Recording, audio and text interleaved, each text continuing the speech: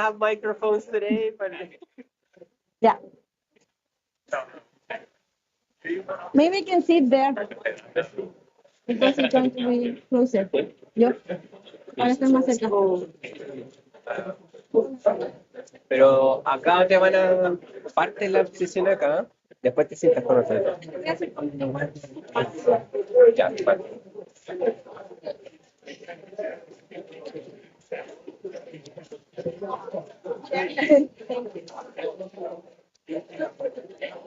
Gonna be sitting here.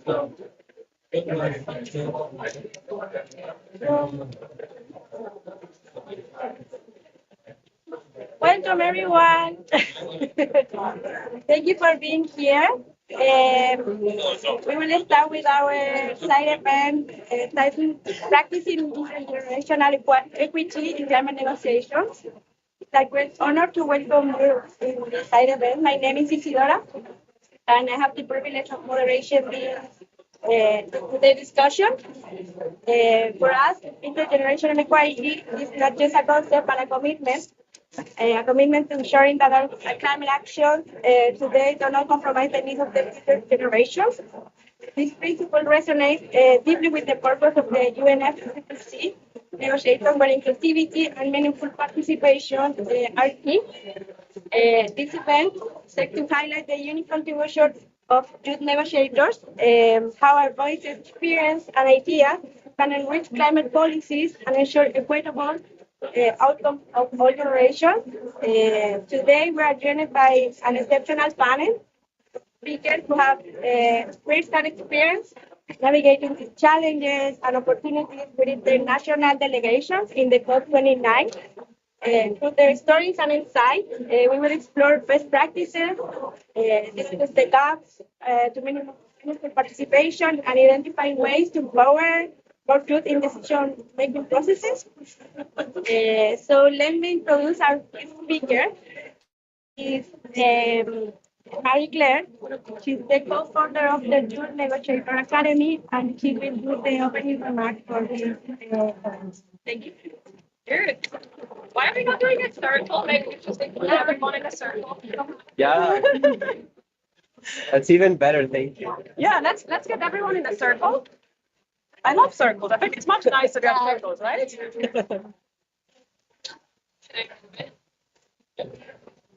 And maybe if I just stand, I think it's easier for the voice before I'm using my voice. As there's a couple of other events coming up at the Youth Day. But I think it's a really, really important topic, because what we're seeing here is a process which has been for many, many years, actually decades, been based on exclusion of many different groups. And we're just seeing in the last couple of years how the process itself is actually getting more inclusive on many different fronts. We see an increase of the engagement of indigenous young negotiators. We see an increase of women taking up leadership positions all over the globe. But also we're seeing that young people are actually more and more represented in these rooms. Back in 2019, I was the first young negotiator and the youngest delegate in the Swiss delegation. And it was both an incredible opportunity to see the opportunity to actually sit at these negotiating tables. On the other hand, it was also a very daunting and actually very frustrating experience, because little did I know how to negotiate. For example, when to intervene, what to say, what not to say, what is the difference between show and should and welcome and note. And it was just really challenging once you're getting an opportunity to not really know how to utilize it best, especially when you have hundreds of young people who are looking like, oh, now you're in a delegation, can you push for this and this and this? And so this then also led to my first mental health breakdown in the second week, where I was just not sure how to handle different things. And to me, then it was clear that first, we need more young people in this process, because I was the only young person in the room. I was negotiating on technology, on gender, and on age. There we had a little bit more young people, but very often they have not really the mandate to actually negotiate, and are rather just taking notes, which again is not a full participation of young people. So yes, we need more young people, but when we get young people into these rooms, we actually need to ensure that they are capacitated and they have the right access. For example, they actually have a mandate to negotiate, they have a mandate to actually bring the voices of their countries, because they're rightful citizens, for example, of Indonesia, of Paraguay, of Senegal, to the tables. And to me, it was clear we need to build a structure which enables young people to be engaged in a much more effective and also in a meaningful way in these negotiation processes. And afterwards, I became the focal point for Youngo, the youth constituency, which also gave me the opportunity to work with young people from around the world, from many different nationalities, who are there in an observer capacity. Means that they are lobbying and advocates to the process, but very often do not have the seat at the table, because that's the mandate Youngo has to coordinate the observer group. And I really realized there was this gap. When Youngo, for example, presents the global youth statement, goes to heads of delegations, they are like, oh my God, that's so inspirational, that's so great what you're doing, let's take pictures. In the negotiations, they forgot everything what we told them. And I found it was really frustrating, because young people are putting hours and hours and sleepless nights into, for example, the global youth statement, but it's not recognized as such in the negotiations itself. And so then we came up with my colleagues to actually set up the Youth Negotiator Academy, which you also mentioned already. And the academy has basically two aims. Put it very simple: to give access to young people through actually giving them a party badge through the national focal points and the mandate to negotiate, so you have full access to everything. And on the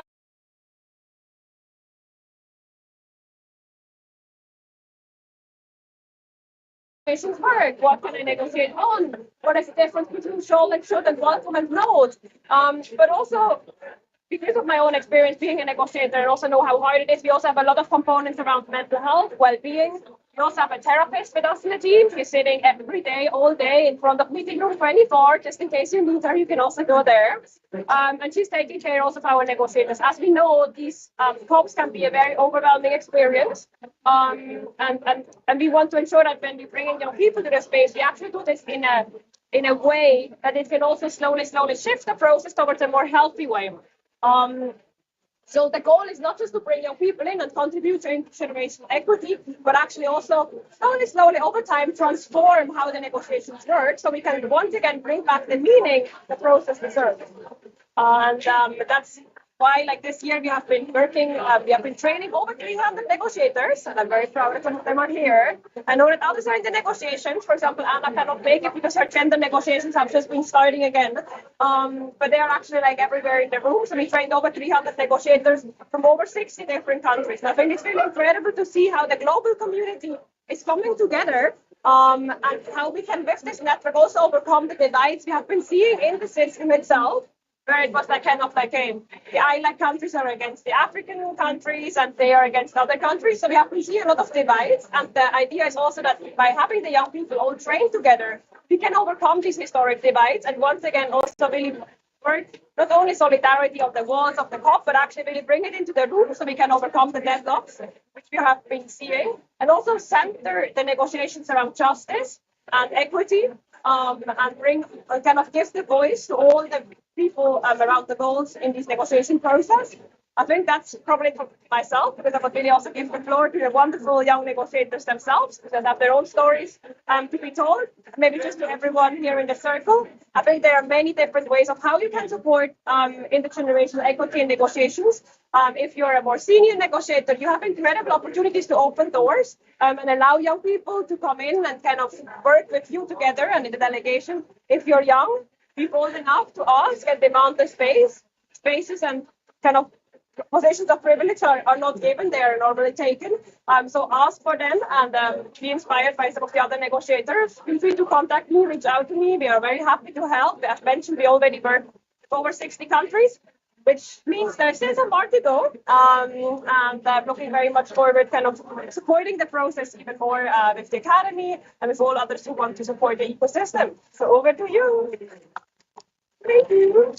Thank you, Mary Claire, for the incredible work. I was part of the academy this year, and it was an amazing experience. Okay.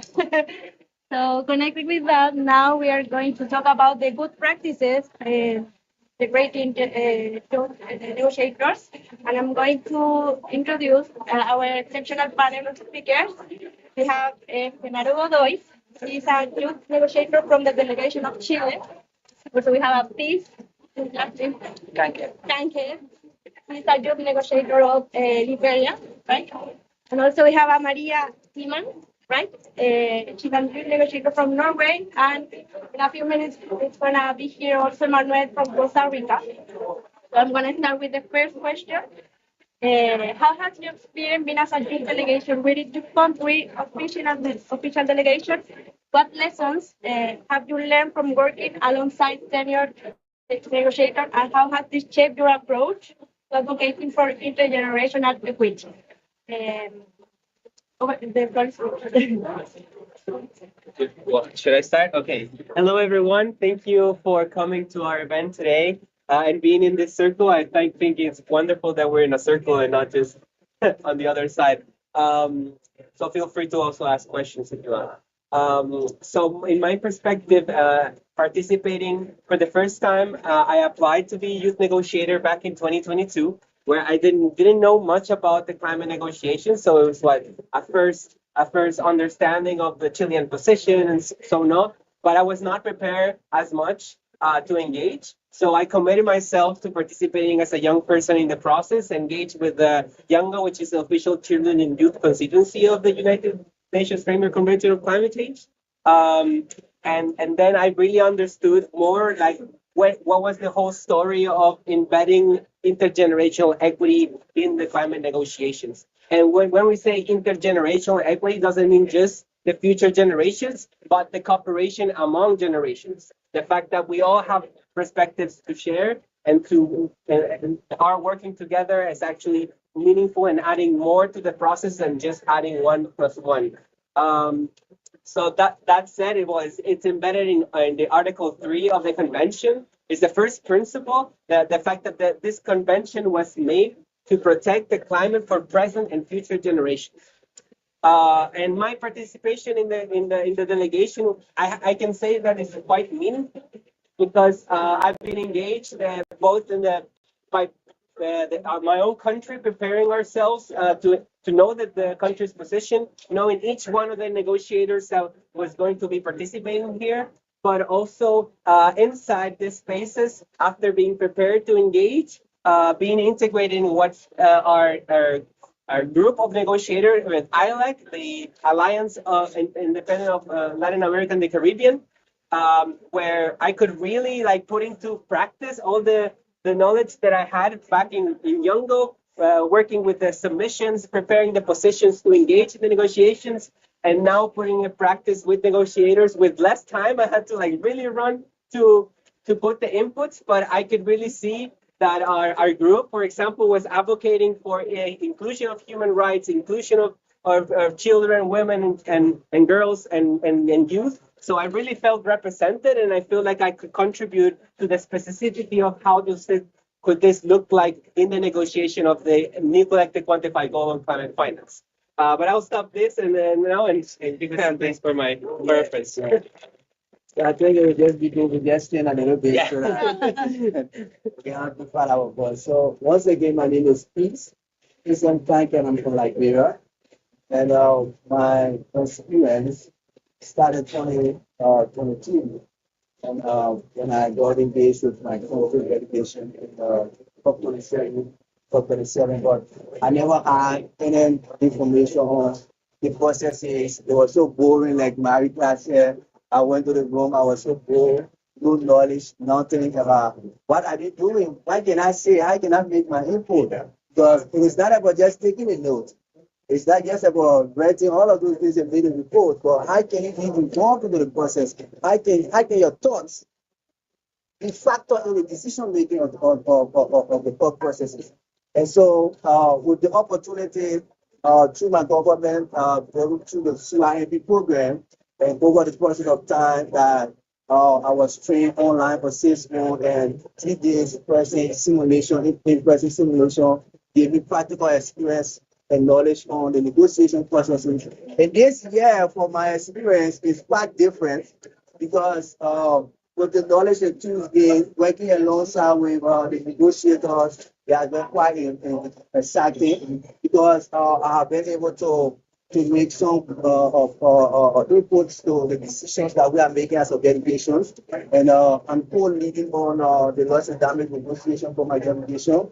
And for the first time ever that I didn't make my first intervention, So it's something that us in the process of intergenerational change is that something that I've always been pushing for. And this year as a delegation, we have more than 15% joining our country delegation as a young people. So you see that process of intergenerational change is something that my country and delegation is championing as well. So I'm on the loss and damage negotiation processes, and I think they have been so very insightful for me. And with my dedication, we are doing extremely well working together. And one of the things that I think have been one of the challenges there is about how you can be able to factor some of the experience you have, because those who are leading the delegation are more experienced. They have most of the experience in how to use the languages and everything. And how you as a young person, there's a difference between application and also what they learn. I think we understand that, right? You can learn all of the theories and everything, but there's a difference between the theories and the application. And so most of the negotiators who are leading the process, they have the application, they have the skills, they have everything. And so being able to work along with them in a short period of time to get that application from them is something that has been quite more challenging, but in the period of time, it has been something more insightful for me.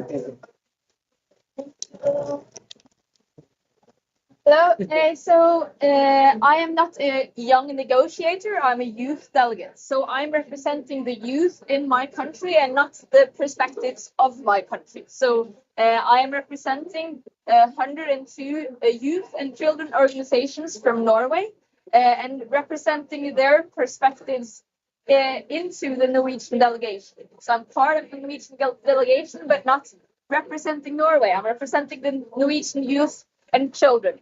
So how I work is more influencing the Norwegian delegation to try to put our children and youth perspectives into the negotiations without being a negotiator myself. So I'm working a lot on bridging the gap between the civil society and the delegation. So I have both meetings with the civil society and the youth and children who is represented here from Norway and their organizations, and I have the meetings with the delegation, and I have a party badge and have the opportunity to join those conversations. So my role is more facilitating that Norwegian youth and children can be heard and that they can have meetings with the ones who are negotiating. So I have a bit of a different role than you two have.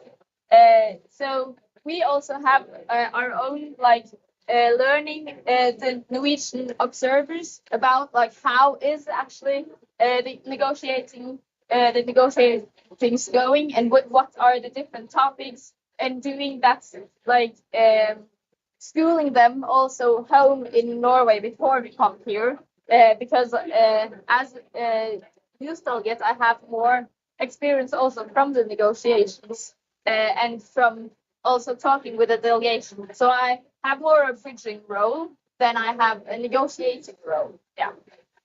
Thank you. We will continue with the next question. For you, for the three of us, what are the main barriers you have faced as youth negotiator and youth delegate in ensuring meaningful participation in climate negotiation? How have you addressed these challenges, and what opportunities do you see for amplifying youth voices in decision making? Maybe you can start. Yeah.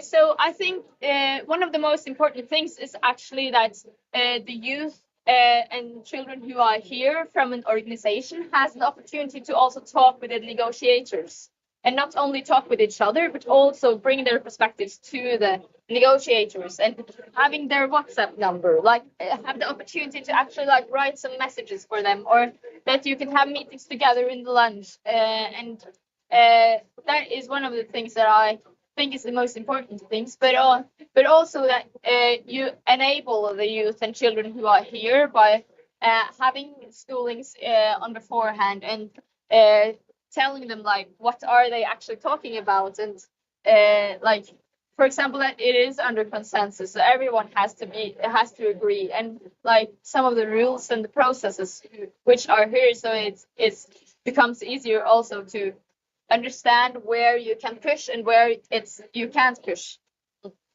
Thank you. Can you please restate the question? Sorry? The main barriers.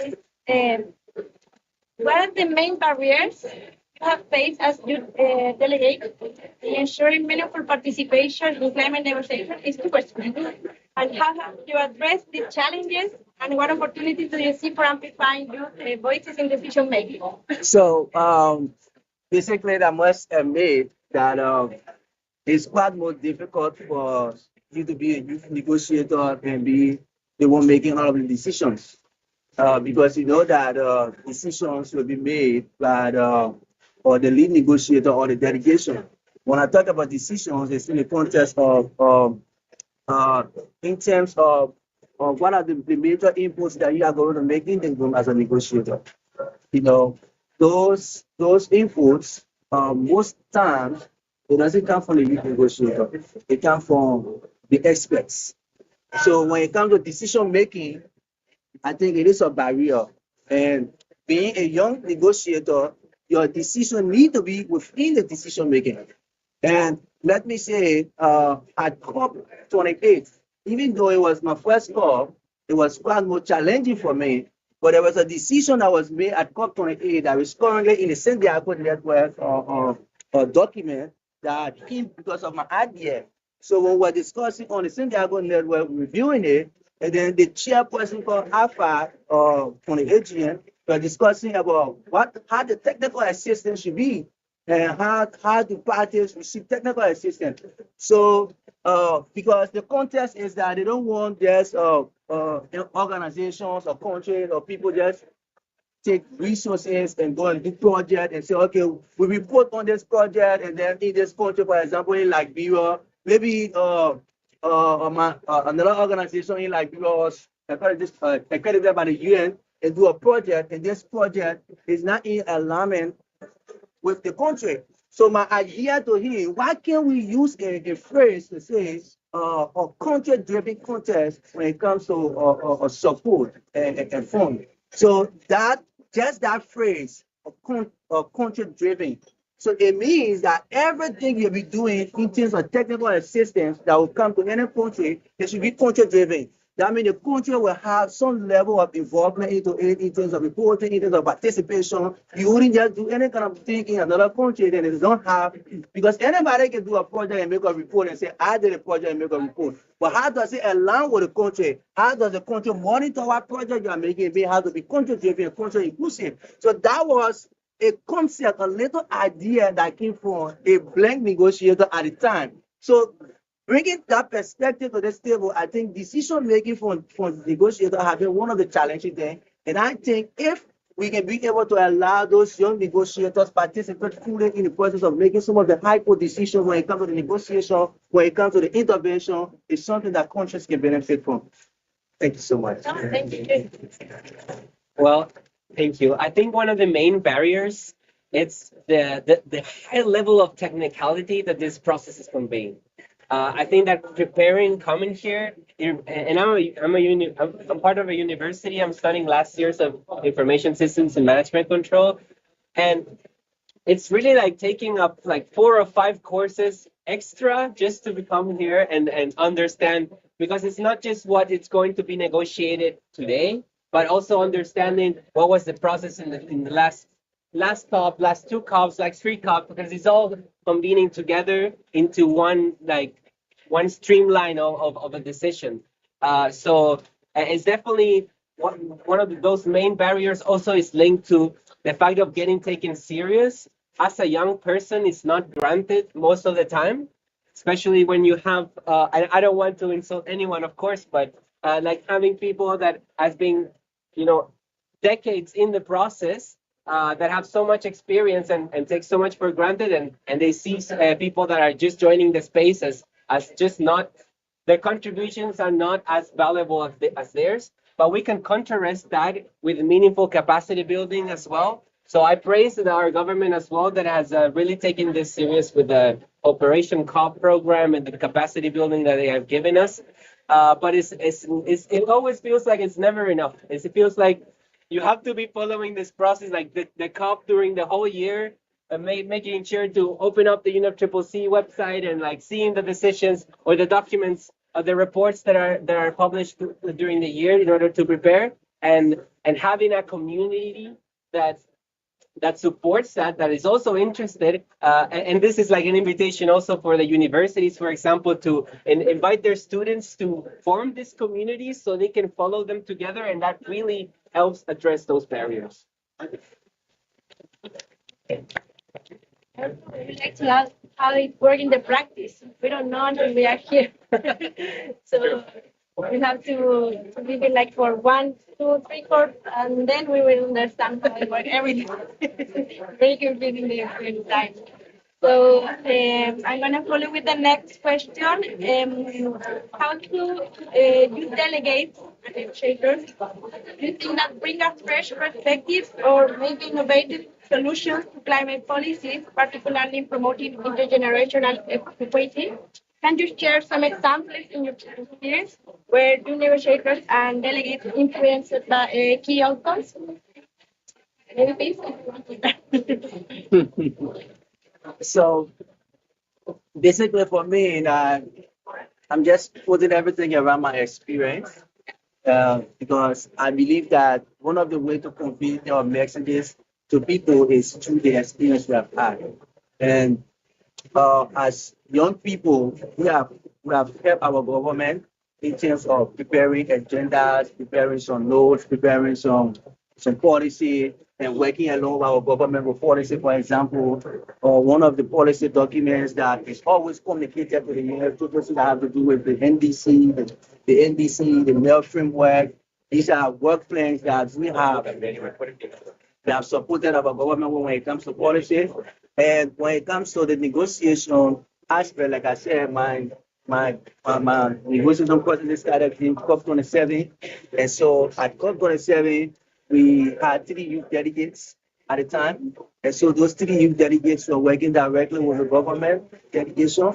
And so what we did particularly was to be able to separate, to share ourselves and to follow those things of priorities of our country and how we can be able to tap into the conversation and report on what is necessary for us.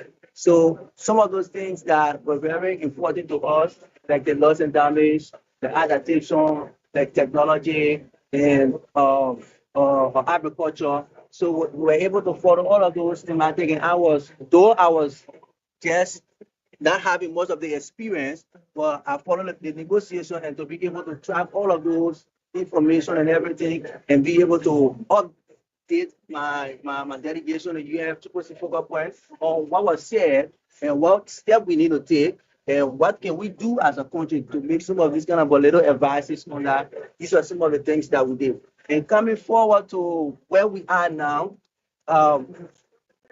the context of intergenerational processes in the climate change space is something very key. And I think significantly, my country have tried a little bit to some extent because if we see from COP26 to present with the level of youth negotiators that we have currently, it means that we have made some strides. Like currently, we have 15 young persons in our delegation.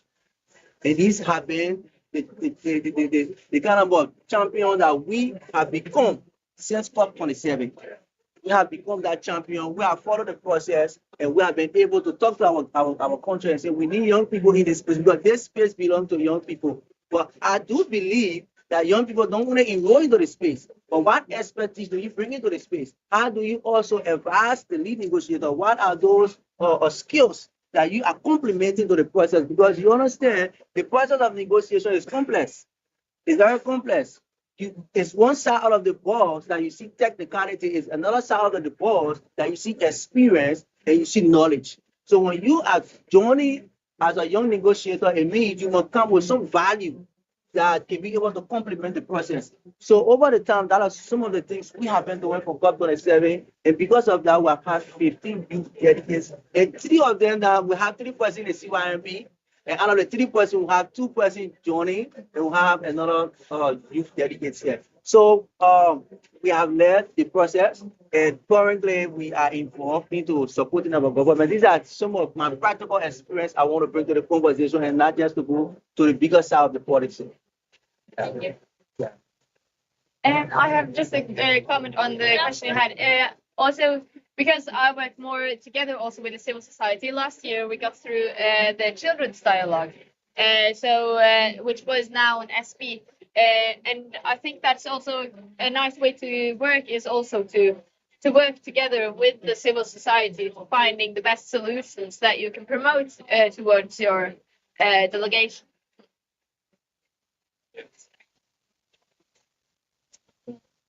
Hi. Hello. Hi, we have other audience here. I'm Manuel. I'm Costa Rica. A game of chairs. A game of chairs. Delegate from Costa Rica. And maybe I can ask again the question. We are in the third question. Is how do you delegate bring a fresh perspective or innovative solution to climate policy, particularly promoting intergenerational equity? As if you can share some example where young negotiator influence you. Perfect. Yeah. Well, thank you so much for the invitation. I'm really happy to be here. I'm sorry for being late. I was just, finishing another activity, but I'm here. Well, about the fresh perspective, I believe I'm really engaged with the concept of intergenerational equity. I believe there is a lot of things to do there. There is not a consensus under this concept, but there is a lot of perspective. So I believe it's even better because we have something to build on. We have a lot of dimensions to get in. There is a concept, there is a very interesting initiative that I really want to share that is called UN Global Pulse. They have like strong discussions about what intergenerational equity is. And there is one word, they have been working like 2-3 years ago. There is one concept that I really like, that is temporal empathy. And it's regarding how we are using actually resources that can be compromised in the future. And we are currently using resources that are already compromised in the past. So I believe it's a really interesting concept because it allows us to have like this kind of empathy that is not with someone that I already know, it's for the future generations. So regarding to this kind of perspective, that it's kind of mental health perspective, we can really have a good debate starting from this point, right? And there is also, I would just want to share, we have the information just in the phone, we have the internet, we have a lot of opportunities to starting to create networking right now. So, we have less barriers than in the past, but actually, we, the youth, are the longest generation that we have in the history. We are 1.8 billion people in the world, so we are a huge group. But why the pyramid is like the opposite? We are like not taking the decisions. We are not like actually having like the space we deserve. Some of the barriers that we have are really related to the political and funding lack there, right? So I believe we have a lot of things to do, but we have a good start, and the intergenerational equity is a good starting point. All right. Yeah, sure. I think my colleagues have put really well on the terms of the negotiations, but maybe we can touch a little point on the implementation of those and the Paris Agreement and the plans that countries also have to put in place. That are very linked to climate vulnerability and climate and development in general. And I think that that's where countries and institutions like financial institutions and multi-development banks also have a key role to set processes where, for example, in the national adaptation plans, you engage with the communities, you understand from their perspective of vulnerability how their resilience can be brought up. And that cannot be done just by being, observers from the outside, but that's where it really gets key that we engage with the people that will be affected by climate change. And that's why creating these communities that can understand at least what we're talking about and compare that to what they're living in their realities is crucial to design those policies.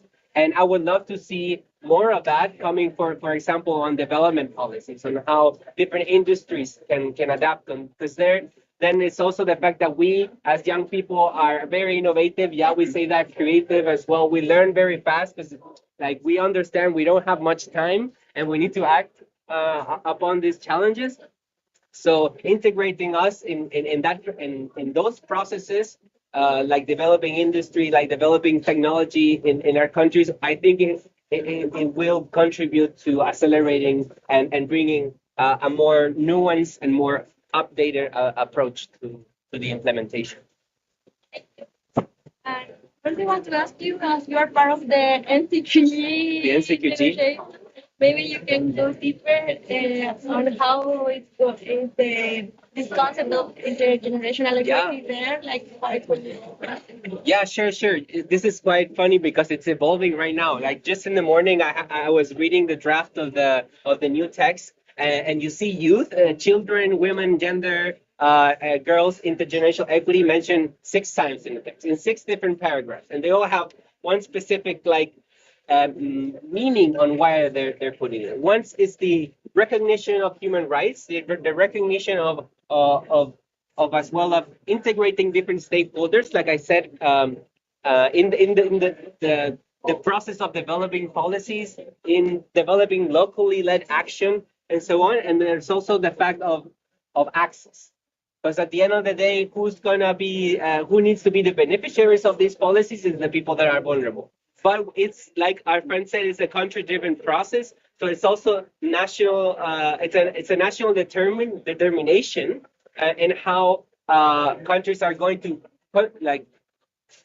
pledge, or how they're going to look forward on how they're going to mitigate, they're going to adapt, etc. So it's it's very important for governments to include us and to also establish processes where we can break a little bit of these bureaucracies. So the money doesn't take 5 years to reach, the most vulnerable, because at some point it's going to be too late to adapt. And that's exactly what one of the key paragraphs is talking about, harmonizing access and facilitating access for countries. So developing countries who are suffering the disproportionate effects of climate change, they can receive those money to help those in need faster. Thank you. Yeah. So, no. Yeah, I think I need to We don't go. have time, but one the next question. Okay, great. So we continue with the next question. What strategies can be adopted to build stronger networks among youth advocates and party delegates to enhance collaboration, mentorship, and mutual support in advancing intergenerational equity within the UNFCCC framework? Okay, let me start to say the best strategies that can be used is having a mentorship program. Because if you are discussing intergenerational equity, it's about passing on from generation to generation, right? And one of the expertise that those technicians have that the young people don't have. What are the skills they have that those young people don't have? So all of those things have to pass on to those young people. So I think having a mentorship program, technicians, negotiators, and young people who are involved in the process. I remember on the 12th, you're going to have a program, an orientation program, young orientation program. And that orientation program was actually meant to give young people the surveillance of the states, understanding what thematic you want to pass, you want to follow. What are the processes that are involved? Giving them some level of capacity, showing them to the lead person on all of the thematics. So if we have such a program of mentorship that exposes us to all of the lead negotiators, the technical skills, and giving them those important information, it is very important. Another thing that is important is programs like CYMP. Program like CYMP is very essential for young people. And I think it's not just about government sending those young people, but I think one of the barriers that young people also face in joining the program is that after they shall have done the program, and then in their country, the cohesive relationship, with both the government and the young people is something that gap will be bridged. Because you cannot recommend young people for a training program that give them the skills, and then in the country, they are not having that kind of a cohesive relationship with you. So, but like what I'm saying is that when they are in the program and the program is giving them the capacity, it means at the level of the national level in the country, you two should be working along with them. So that enhances what they are learning, and then they will be able to practicalize it at the local level. So these kind of programs is very important to give young people the skills, the mentorship, because I think what we can pass on from generation to generation is knowledge. We cannot pass on the infrastructure. We cannot pass on the buildings. Because you bear witness that quite recently there are a lot of efforts taking place, there are a lot of costs taking place. Those things are not important for us. But what is more important for young people, I think, is the level of capacity building. Because there is certain things people cannot take away from you. They cannot take away the knowledge from you. They cannot take away your value from you, your personality from you. So what are those expertise that they have that young people need to leverage on? These are things that I think personally that need to be passed on to young people. So building mentorship program all of the time, having all of those dialogues, stakeholder dialogue at the national level, at the local level, integrating those from the indigenous community, because those from the indigenous community are those that need to have the knowledge. So those from the indigenous community, because some of us that we say, I often tell people that the term youth is relatively because we represent youth in different contexts. You get me? So for my country, the young people in my country is 70% of the 5 million people. Now, I'm here saying that I'm the young person representing the youth for my country. It's in different contexts.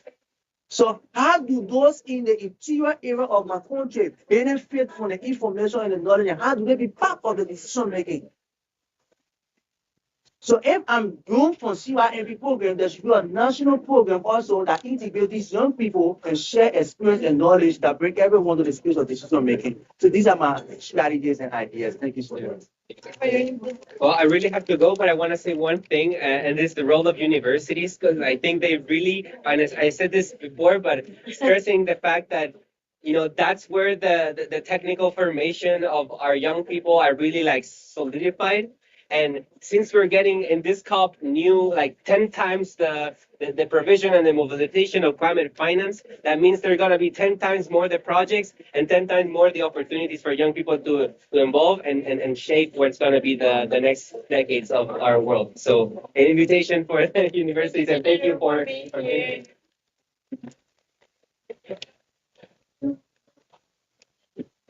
My turn. Okay. Well, I agree with my colleague. Actually, I really believe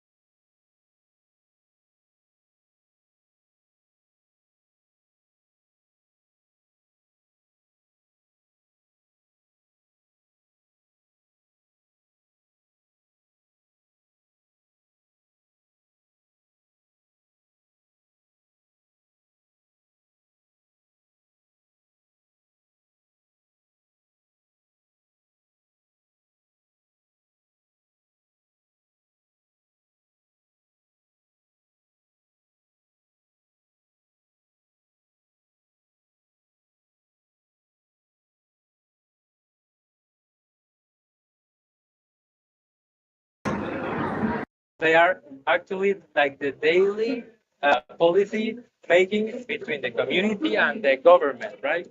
So I think it's very important all these different levels of governance, and Then actually from the NDCs, the case of Costa Rica that we have is we didn't like make the process of consultation regarding to the youth people in the process. We are just almost to finish the process of the NDCs. We are just about to get in the new process. So what we are trying to do after some colleagues in Costa Rica just start a process regarding to law, and they just attend like with some judges there, and they just they were true actually. So the government for the next year is going to start the process of starting with the young people about the consultancy. So it's very important because it's like a goal we have, and we really achieve that. And regarding to the advocacy, I believe if we have the spaces formally, we have to go beyond the formally because there is a lot of people under this perspective of intersectional perspective, a gender approach, indigenous people and local communities. There is a lot of lack there actually. I mean, as a male like here, I recognize a lot of privileges there, but I know there is a lot to work on. So there is very important to have an intersectional perspective regarding the advocacy we make. And then just to end, I believe to get engaged, we have actually to start getting into the negotiations, that kind of language, the intergenerational equity. I'm actually following the just transitions track. There was no solution between the contact group, so we're going to the plenary, to the CMA, and I was trying to get engaged with intergenerational equity, and it's kind of weird because we have in the just transition like the program we have like one roundtable at the ministry level, and we have two dialogues. In the second dialogue, there is a specific reference regarding to intergenerational equity, but it's not in the decision we are discussing just now. So it's kind of weird regarding to that, and we're trying to get along with it. But there are another specific topics that is not allowing the process to be that fair enough regarding to a lot of language there. So I don't know. I think that's my opinion. I think the just transition is really the heart of how we can intersect with intergenerational equity. And I believe these three concepts, continuity, advocacy, and participation actively, really important. Perhaps you have 5 minutes. We can open the floor if there is any question of the audience. Our speakers are reminded. I don't know if any of you want to add something in the debate.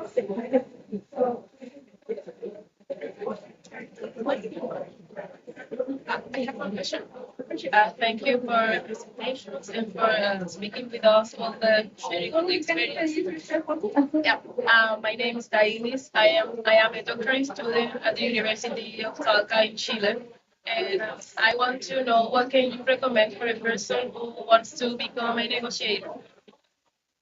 What could be the possible advices that could make it easier for you to become a negotiator before starting this whole process? So I can take it. So from my experience, what I think you can do is that you have to know what exactly you want to address. That's the first thing. You must know what you want to address as a young person, because you can be a negotiator for so many things. I think negotiation is relative.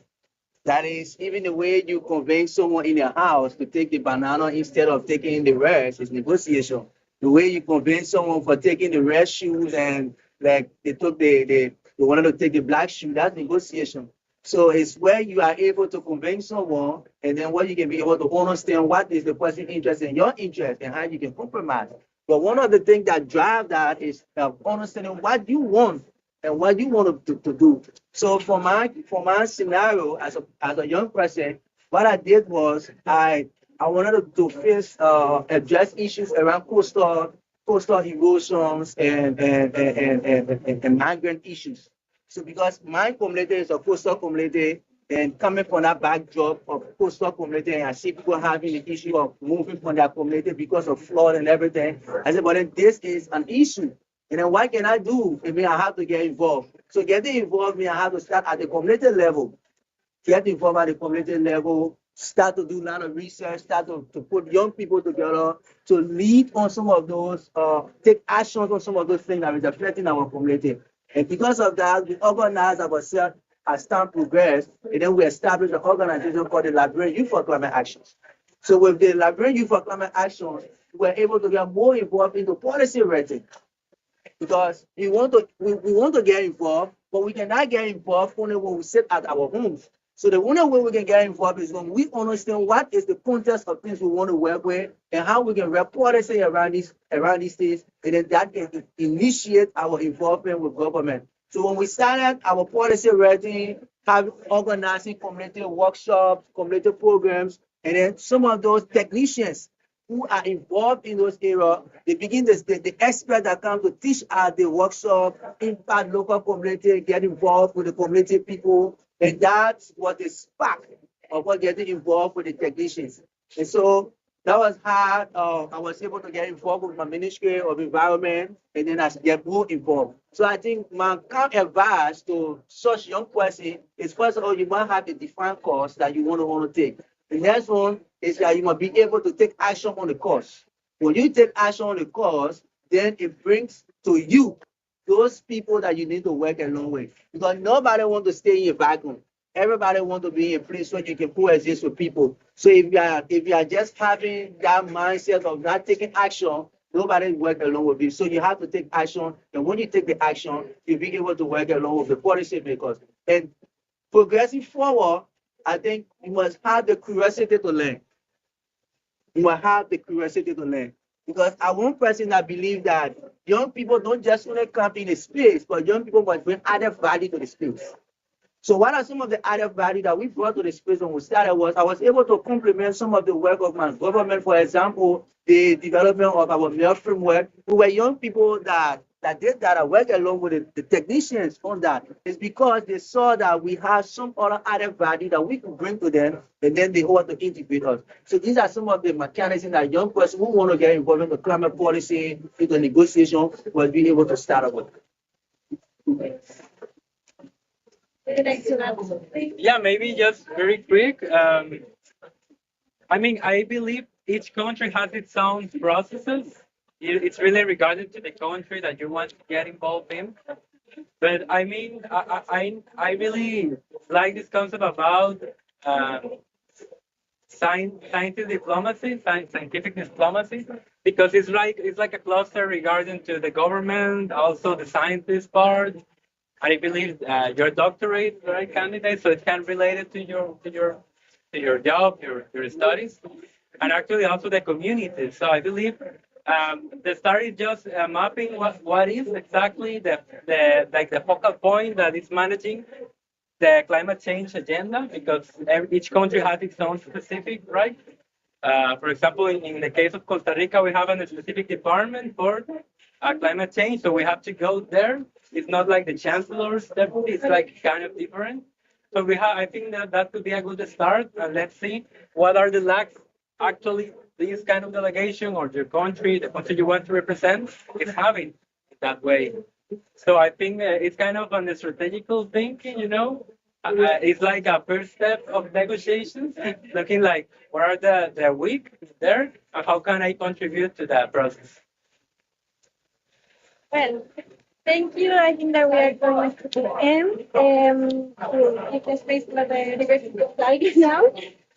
But thank you all for being here today and for contributing to the discussion and our speakers. I want to present my deep gratitude. It was a last moment, I know, but it was great. Thank you for the representatives in Nigeria, Costa Rica, Chile, and Norway, and also to the pavilion. And I look forward to continue with this dialogue maybe in the heart of the COP29 and beyond. I hope. Thank you.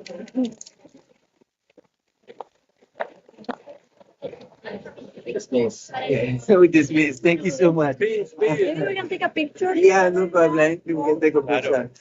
My photographer. Let me remove my hat. I just pulled, so I have to put the hat on. Yeah, no problem. Problem. Just excuse me, let me remove the jacket. I think. Uh, I have a nice suit, but it's very cold, so. Listen for you. Thank you so much. Oh, no. Love it. Collection.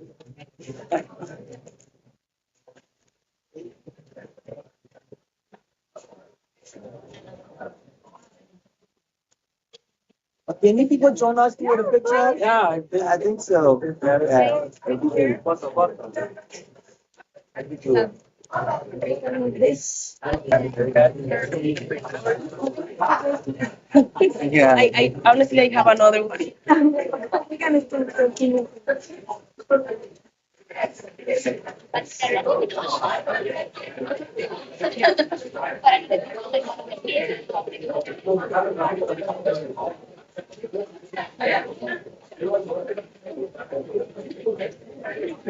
you. Bye.